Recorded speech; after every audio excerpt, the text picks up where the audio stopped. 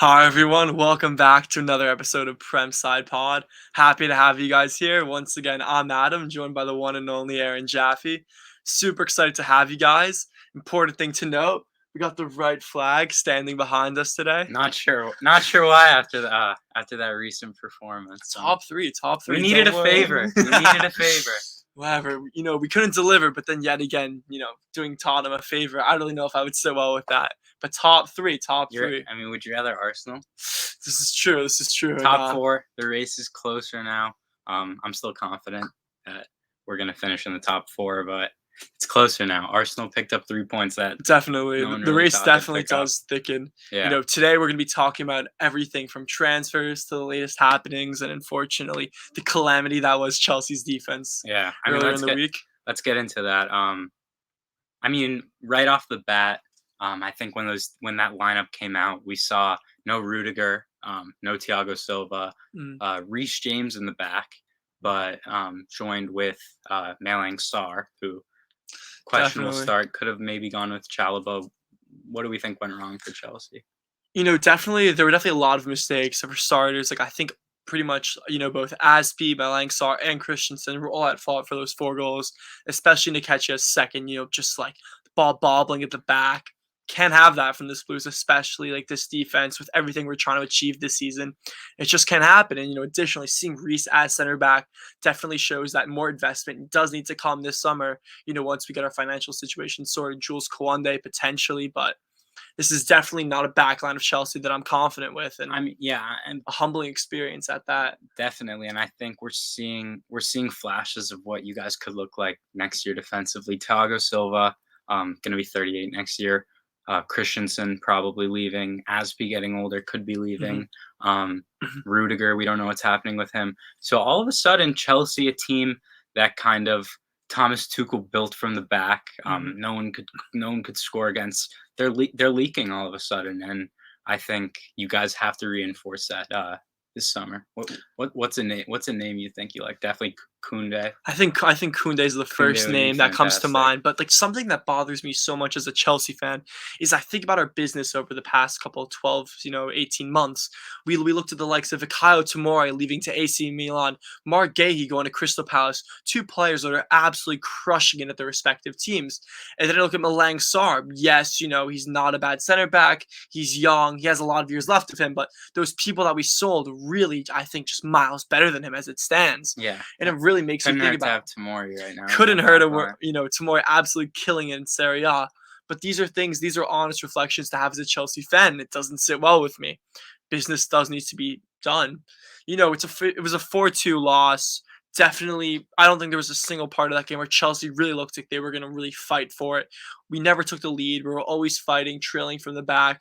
Listen, I got to give it to Arsenal. They played well. Like Arteta really had it together. The emergence of Nketiah is going to be exciting. That's a great problem for him to have. Odegaard once again bossing the midfield, showing once again why he was that wonderboy that we pinned him to be back in 2016. It was a good performance from Arsenal. What do you think, Jaffe? Yeah, definitely, and I think I mean, again, Chelsea just looked vulnerable, like we have seen the past few weeks. The big thing for me, we just saw the presence of Rudiger just miss so much, and I think that game, especially, and his performances. I mean, especially in the second leg against Real Madrid, shows why you need to make that a number one priority to re-sign Rudiger this summer. I couldn't agree more. For me personally, I think that like the second we saw like the decline of Chelsea defensively was that game against Juventus in the Allianz Arena when we lost Ben Chilwell. With Ben Chilwell and Reece as our wingbacks, I just think we were unstoppable. Look at us. Up until December, we were leading the league. So strong defensively, so strong. I mean, listen, even without Chilwell, we saw the likes of Alonso step up, but he hasn't really made that position his own. We've never really been sure about him. We've seen oftentimes Aspi even playing on the left. Like there's a lot of uncertainty around this Chelsea team, and it's definitely unsettling as a fan. But what can we do? We just have to wait it out, put our heads forward, and just take on West Ham this coming weekend. Yeah, and I mean it could be worse. Chelsea are sitting pretty comfortably in third. You guys will likely be back in the Champions League next year. A team that is has other priorities. Two teams actually, Burnley and Everton, both scrapping right now for survival. Let's get into that. Both teams picking up 4 out of 6 out of their last 2 games.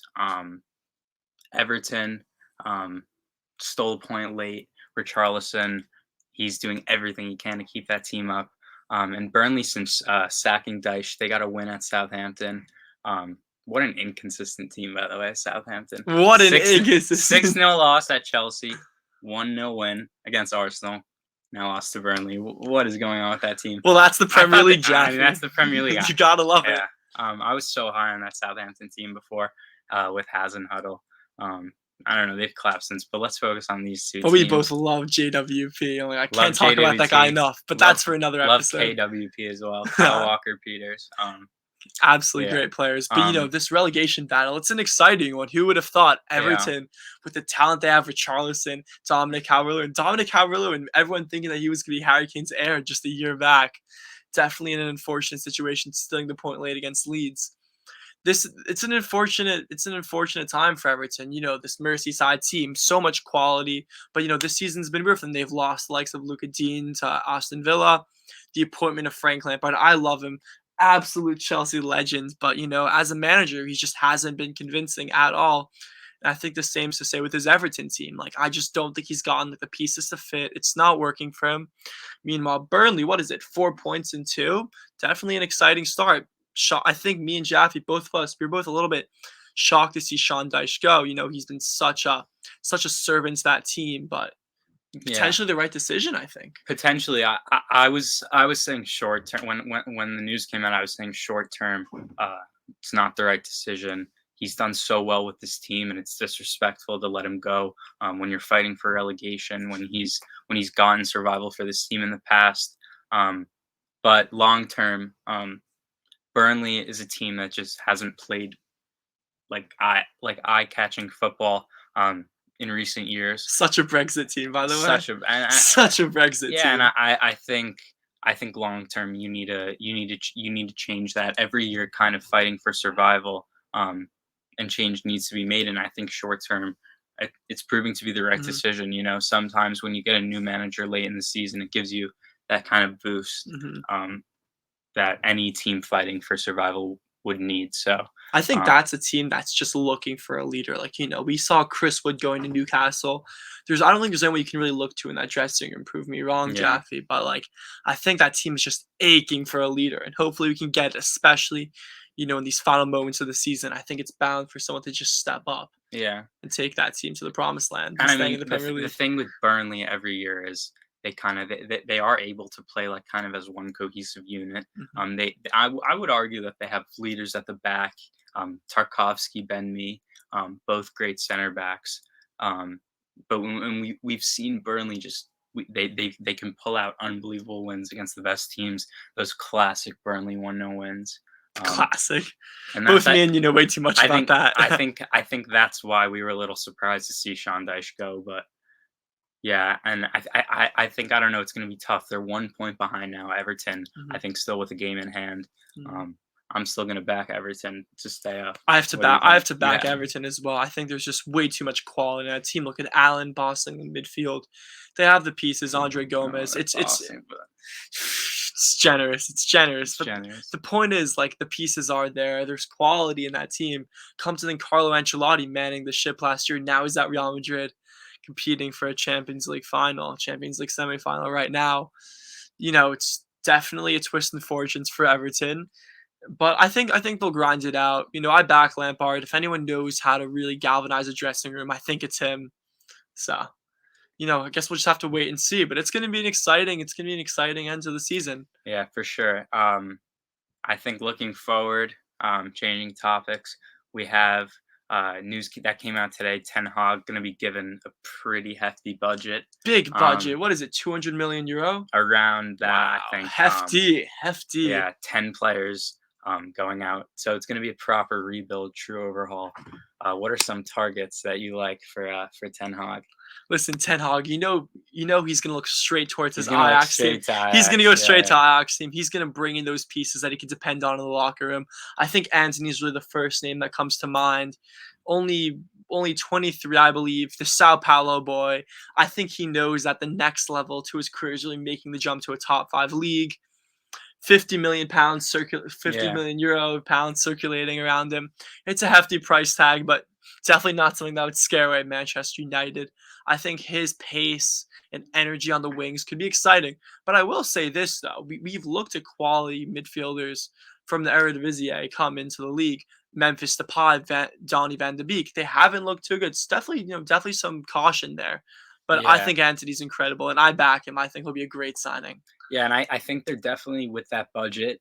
United are definitely going to look to sign another attacker, probably a winger, as they've re-signed Bruno. I don't know if Anthony's the right guy. I think he's eerily similar to a player like Jadon Sancho in terms of chance creation. But I mean, on either side, you know, But Jaden and Anthony with now. either footed players, Anthony with the left foot cutting Mhm. in, Sancho on the left with the right foot. That could be scary to Should be see. exciting. Yeah, a player I think that would be better to play more in behind Ronaldo would be Arnaut Danjuma from Villarreal. That's an exciting one. Yeah, That Villarreal team, he wow, has experience in the wow. Prem, and I think he's a player that can score goals. And I think Sancho is going to really emerge and become that primary chance creator on the wing. And I think you also want with Ajax we saw Dusan Tadic kind of on the left wing with Anthony on the right, and they're kind of different players. And I think the way Ajax play, just with the interchanging kind of roles that the players have. I think you want to have different players, and Ronaldo with kind of his declining physical prowess. I think You definitely need to surround him you with want to have pace. you want to have like a second striker in behind a player like Danjuma and let Bruno focus on creating chances with Sancho. Definitely, definitely. I think that's a super smart point. And talking about all the United transfer topics, have we seen Paul Pogba play his last United game? I mean, I think so. He might be out for the season now, and I think he's gonna go to PSG. We're gonna see him.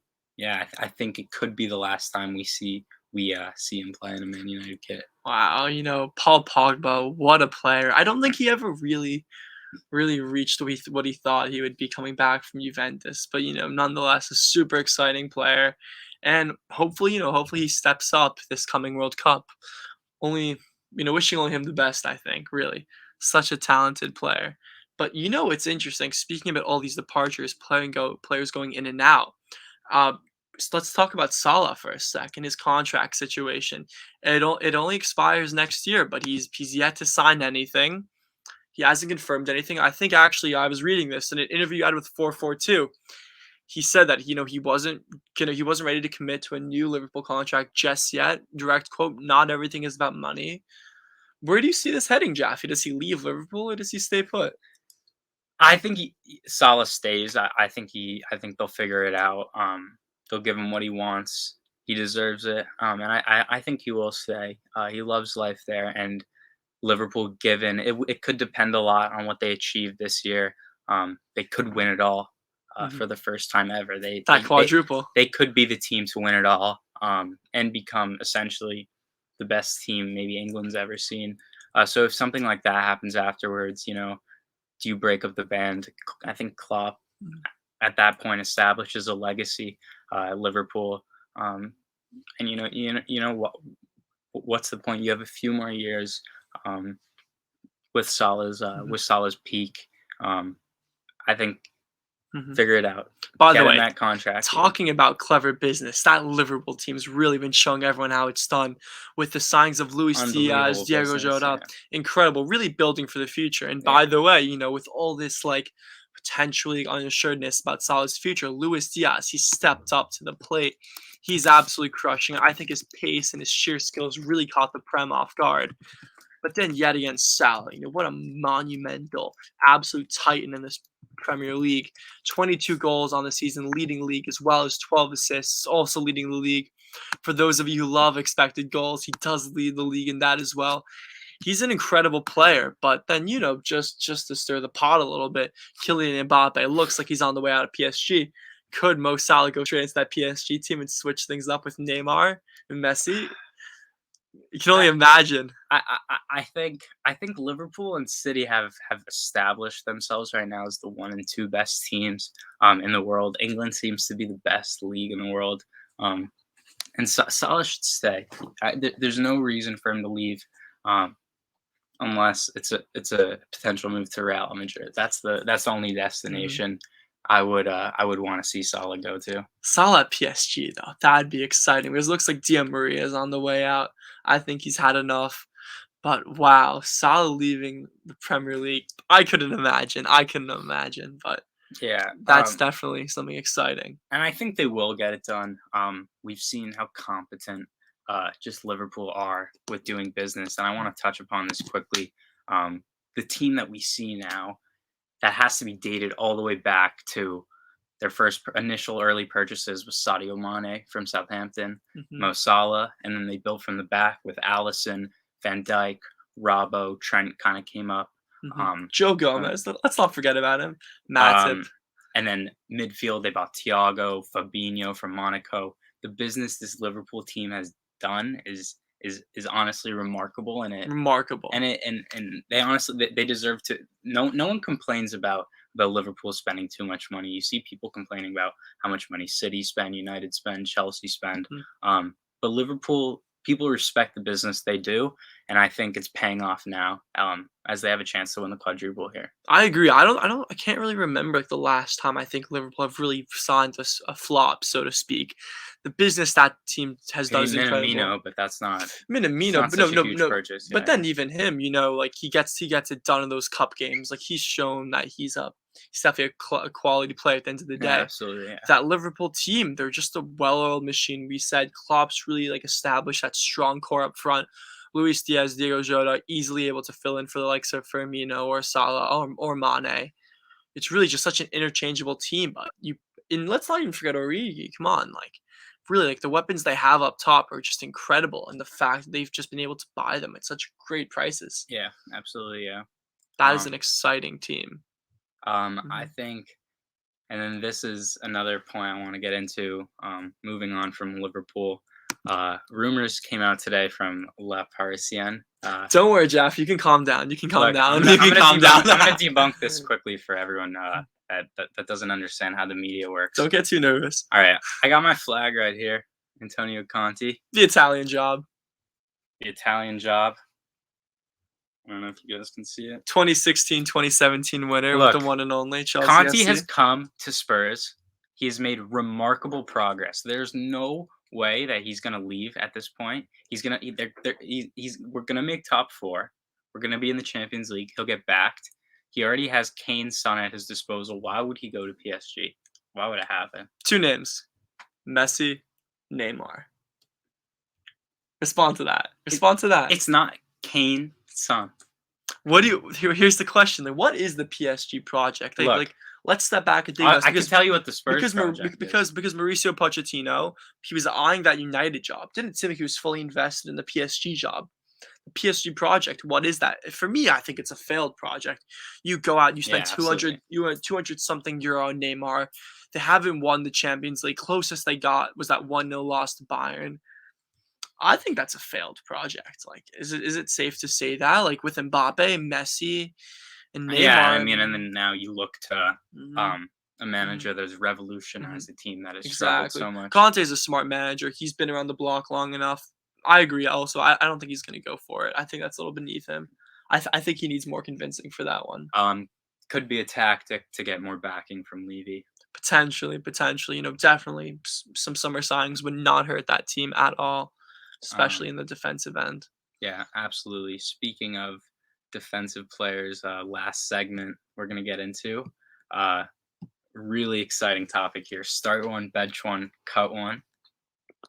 Who do we got here? Listen, some bold takes are going to come out today. Some bold takes. I like to be a little bit reserved when I'm talking about my players. With the Premier League, best league in the world. I think we're just grateful just to watch these guys week in week out. But when it comes to these wingbacks who have really just been bossing the league, you're seeing them on every Instagram highlight. They're making the headlines. Reece James, Joao Cancelo, Trent Alexander Arnold, absolutely critical for their teams. They're always on the team sheet. First names on there most times, if at that. Incredible players, but let's get into it. Start one, bench one, cut one. Yeah, let's talk first who we would cut. Who you gonna cut, Adam? Okay, I'm gonna preface this by saying It's you really could the unique thing about this is however you tweak this argument, however you look at it. If you're looking at these players in a 4 back, if you're judging them in a 5 back as wing backs, it can vary. there's just so much talent there, but drop one. Listen, I think me and you both agree on this. I think it's Trent Alexander Arnold. And yo, calm down there in the arguments. In the comments. I know you're ready to go. I know you're gonna sound off on me, but let me make my case. Trent's an incredible player. I think his distribution goes without saying. He's incredible. You just see those long balls he does for that Liverpool team, the way he gets involved in the attack. It's incredible. His crossing speaks for itself. But just on the defensive end, I don't think he can hold his own. And you know what? I'm going to go ahead and say it. I think Trent is a system wingback. I think he plays in a system. You can't say If that. you Based ha- on what? Based on what? Based on what? On his I'll tell you what. defense? Because he's having a 6'4" Virgil van Dijk covers every mistake. He can rely on his place. He can rely on Matip. If you place him in another team in the Premier League, I don't think he has that much freedom, and I don't think he plays that well. It's a bold take, but you know what? I own it and I back it. I think look at Reece James. The versatility that player has is insane. Yes, he's my Chelsea boy. Yes, he's from Cobham, but he's absolutely incredible. Look at him. He can play on the wing. He can give you crosses. He can score absolute screamers. Brighton, first day of the season, look it up. Absolute rocket, 40 yards out. He has every aspect to his game that you want from a world-class wingback. And by the way, England World Cup, Reece James is my pick for that right wing back spot. That he is my pick. And I go with him every second of the way. Reece James starts for me. I have to say I bench Trent and Joao Cancelo. What an emergence for him at Man City with those outside of the boot passes. Jaffe, take it away. Yeah, I mean, I think who would I cut? I think I'm gonna agree with you. Yeah, I think I have to cut Trent based on just the defensive ability of Reece James and the versatility, positional and tactical versatility of Joao Cancelo. Trent, I think I wouldn't call him a system right back at all. I think defensively he's improved a lot this season. And yeah, I think I know you're not gonna like this. I would have to bench Reece James. Gonna get into why. That's not the right call. More just of a comparison why I can't compare him to a player like Joao Cancelo. Reece James I would bench because I think he's been injured this season. We haven't seen as much. We haven't seen as much of the midfield Reece James that I think we kind of have seen from him in the past. And I think we haven't seen enough from him. And Joao Cancelo, just given the versatility he has, he can play on the left, on the right. Who would you bench here? Like I said, I think you have to bench Cancelo. Like with my boy Reece, I don't think I can do anything. I don't think I can be doing my Chelsea, base right by saying anything otherwise. I think I have to start Reece. Cancelo's incredible. His passing's been phenomenal. The service he gives that City's team, he's really elevated their attack. And we see City every single year. We just think they can do. We doubt if they can do any better. But I think Joao Cancelo's really grown into his own.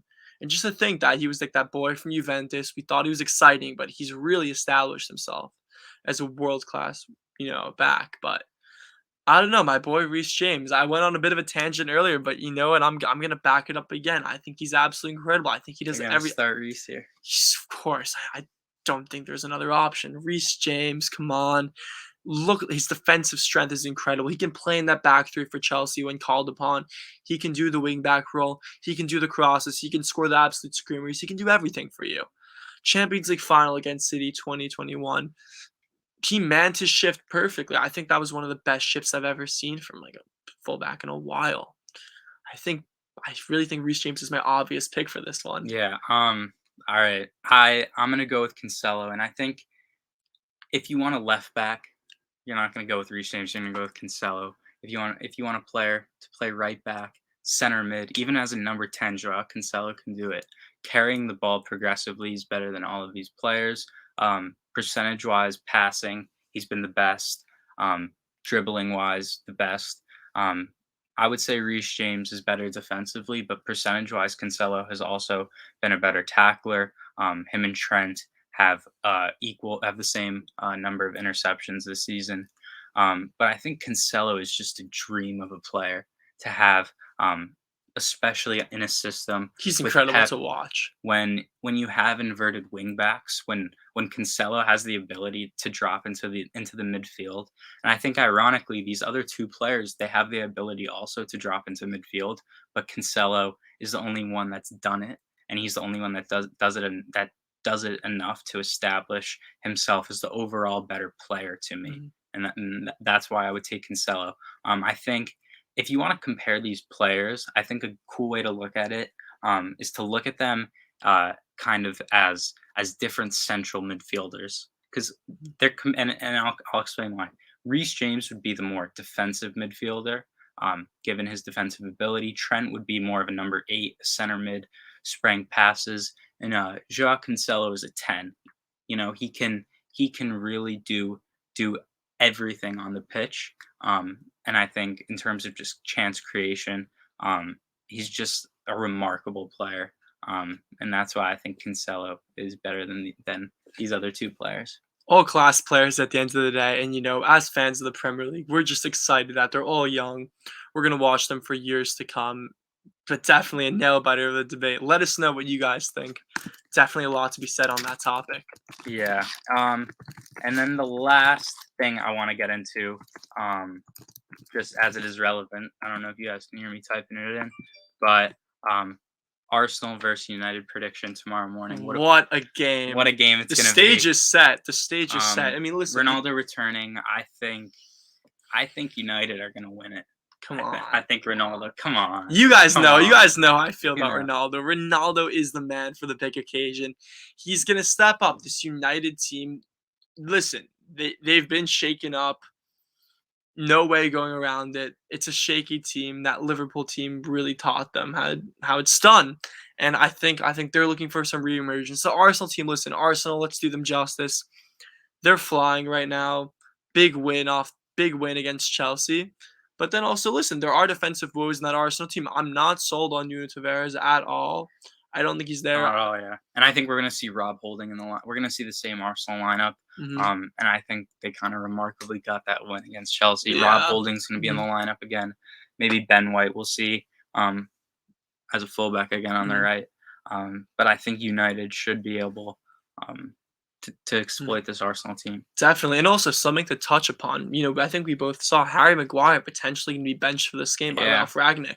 What do you think of that? I think you have to do it. Who's he? I think maybe he'll play Lindelof, Mhm. Lindelof or Bailly, but just the mistakes Maguire's been making. I don't think he's as bad of a defender as people make him out to be. I think that is the issue. It's But like social media these but days, as in, things can just get blown out of yeah, and proportion. just in terms of his confidence, it's got to be just as low as it's ever been in his career. He's made mistakes. Like So in terms of there's no that, going I around think in it. a big game, you need to swap them out. I would play Bailly with Varane. Mhm. I don't know if you saw it. Varane. Someone commented Varane and Bailly, Varane X Bailly, and then Eric Bailly responded on Twitter. He was like, "Please." Like I don't know. Even if that seems a little extreme Mhm. for me. Even the players Mhm. are begging for it, Wow. but But the repercussions this result could have on the top four race. Wow. it's massive. I It's think end it's as a end time Spurs stuff, fan, really. I'm hoping for a draw here. Hoping we can beat Brentford tomorrow. I think we'll get it done. Um, I'm gonna go with a 2-1 United win. What do 2-1 you got? United win. I like that. I like that. For me, I'm gonna go 2-0 United, but I say both goals second half by I'm gonna say Cristiano and Jadon Sancho. I think the I first like it. half is gonna be that one of those classic sluggish games. Listen, United, like we said, really struggling to find some fluid football. I think it's gonna be messy, but I think it's gonna be a messy game. But second half, I think the quality in that United team is just gonna emerge. Yeah, definitely going to be a great one. And that is going to conclude today's episode of Premside Pod. We will see you guys soon. Have a good one, everyone. Have a good one. Enjoy. Cheers. Cheers.